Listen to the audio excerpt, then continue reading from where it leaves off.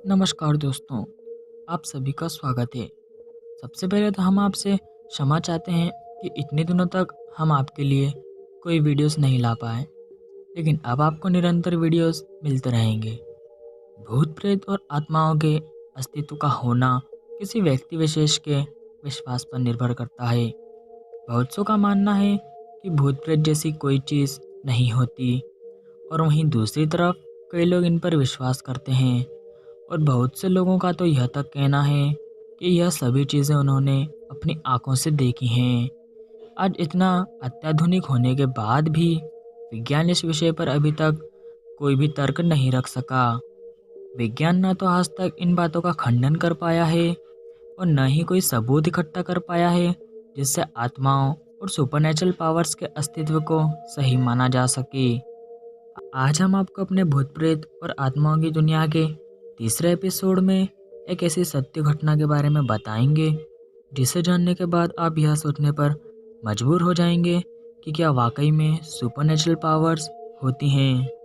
तो चलिए शुरू करते हैं, लेकिन उससे पहले अगर अभी तक आपने हमारे चैनल को सब्सक्राइब नहीं किया है तो हमारे चैनल को सब्सक्राइब करें और नोटिफिकेशन बेल को ऑन करके ऑल पे सेट करें, जिससे हमारा हर वीडियो आप तक सबसे पहले पहुंचे।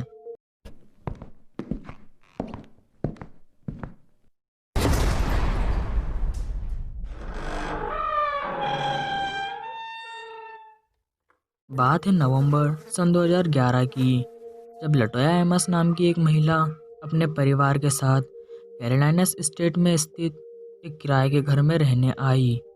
शुरुआत से ही लटोया को यह घर कुछ खासा पसंद नहीं था, लेकिन परिवार की आर्थिक हालत ठीक नहीं होने से उन्हें यहीं रहना पड़ा। इसके कुछ दिनों बाद ही उनके साथ एक के बाद एक सिलसिलेवार आत्माओं का खूनी खेल शुरू हो गया। लटोया और उसकी फैमिली का दिसंबर 2011 में पहली घटना से सामना हुआ, जब बिग ब्लैक फ्लाइज ने लटोया के घर पर हमला बोल दिया।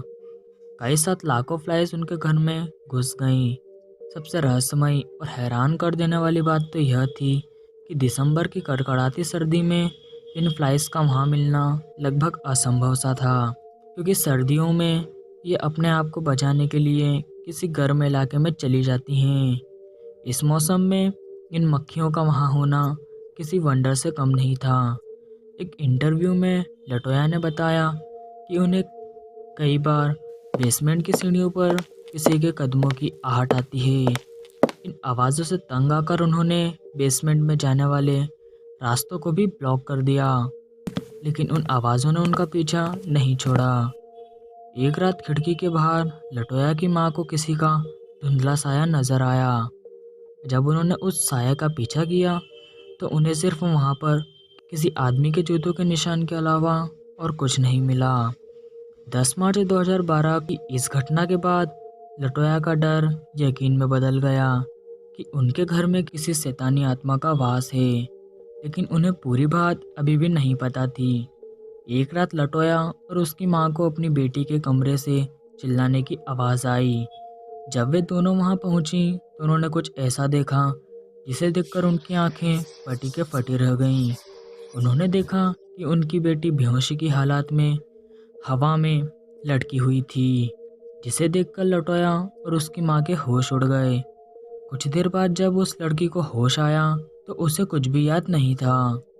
लटोया के परिवार ने किसी की मदद लेने का फैसला किया। उन्होंने पास ही के एक चर्च के पादरी को उनकी मदद करने को कहा, लेकिन उस पादरी ने उनकी कोई भी मदद करने से इनकार कर दिया, क्योंकि वह पादरी उस घर के बारे में जानता था। हालांकि उस पादरी ने उन्हें बताया कि जिस घर में वह रह रहे हैं उस घर में एक, दो या तीन नहीं बल्कि 200 प्रेत आत्माओं का वास है। यह बात सुनकर लटोया के होश उड़ गए।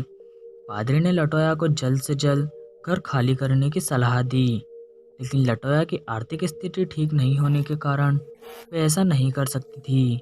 कुछ दिनों बाद लटोया के तीनों बच्चों के शरीर में आत्माओं ने प्रवेश करना शुरू कर दिया। जब ऐसा होता तो उनकी आवाज़ भारी हो जाया करती थी और उनके चेहरे पर खतरनाक डेविल स्माइल आ जाती थी। लटोया के परिवार की कुछ रातें तो इतनी खतरनाक और खूनी होती थीं कि उन्हें रात गुजारने के लिए होटल में ठहरना पड़ता था। इन आत्माओं ने बच्चों के शरीर को इस तरह कैद कर लिया था कि कई बार तो उन्हें हॉस्पिटल ले जाना पड़ता था और हॉस्पिटल का स्टाफ भी उनके साथ हो रही पैरानॉर्मल घटनाओं को देखकर दंग रह जाता था। एक दिन लटोया का 9 साल का लड़का हॉस्पिटल में अजीब हरकतें करने लगा। वह उल्टा चलकर हॉस्पिटल की दीवार पर चढ़ने लगा और उसके बाद वह हॉस्पिटल की छत पर उल्टा खड़ा हो गया। इस घटना के दौरान अस्पताल का स्टाफ भी वहां मौजूद था, जिसे देखकर उनके होश उड़ गए। इस पूरी घटना की गवाही उन्होंने पुलिस को भी दी। इस घटना के बाद सबको यह यकीन हो गया कि वह बच्चे सच में किसी सुपरनेचुरल पावर के कब्जे में हैं। और इन सब के बाद में पुलिस, हॉस्पिटल और चर्च के लोगों ने लटोया और उसके परिवार की मदद करने का फैसला लिया। चर्च के फादर ने लटोया के घर जाकर उसके बच्चों पर एक्सॉर्सिज्म क्रिया को संपन्न किया। ऐसा माना जाता है कि एक्सॉर्सिज्म प्रक्रिया के करने से पीड़ित को आत्माओं से छुटकारा मिल जाता है। इसलिए इस प्रक्रिया के संपन्न होने के बाद पादरी की तबीयत खराब रहने लगी और उन्होंने ये माना कि उस घर में की गई क्रिया के कारण ही ऐसा हो रहा है। इसके बाद उन्होंने ये समझ लिया कि उस घर में रह रही आत्माओं से उलझने का दुष्परिणाम उन्हें झेलना ही होगा। और फिर एक एक करके लटोया और उसके परिवार को उन 200 प्रेत आत्माओं से छुटकारा दिलाया गया और सरकार की मदद से उन्हें दूसरे घर में विस्थापित किया गया। लेकिन लटोया उस घर में हुए हादसों और घटनाओं का डर अपने मन से नहीं निकाल पा रही। इस घर में 200 प्रेत आत्माओं वाली बात इतनी ज़्यादा फैल गई थी कि इसके आसपास रहने वाले लोग भी डरे और सहमे से रहने लगे, जिसके बाद सरकार ने इस घर को तोड़ने का फैसला लिया और 6 महीने बाद ही इस घर को गिरा दिया गया। इस सच्ची घटना के बारे में आपकी क्या राय है, हमें कमेंट में ज़रूर बताएं।